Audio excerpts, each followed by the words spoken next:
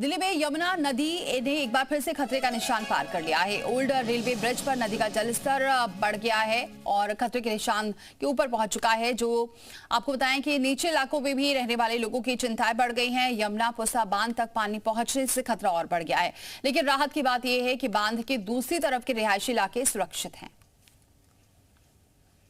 राजधानी दिल्ली में यमुना नदी एक बार फिर से खतरे के निशान पर बह रही है और हालात देखिए यमुना नदी के किस तरीके से जो एक सप्ताह पहले यमुना नदी ने निचले रिहायशी इलाकों में बाढ़ का तांडव मचाया था, वो तस्वीरें फिर से बनती हुई नजर आ रही हैं। आप देख सकते हैं कि तरीके से पानी अब धीरे धीरे ओवरफ्लो हो रहा है, निचले रिहायशी इलाकों में जा रहा है। पानी की तेज रफ्तार देखकर ये काफी है कहने के लिए कि दिल्ली यमुना नदी जो अब शांत हो चुकी थी, वो एक बार फिर से उफान मारती हुई नजर आ रही है और पूरी यमुना का जो जलधारा है वो इतनी तेजी से है कि जो निचला रिहायशी इलाका है वो कहीं ना कहीं फिर से जलमग्न होता हुआ दिखाई दे रहा है।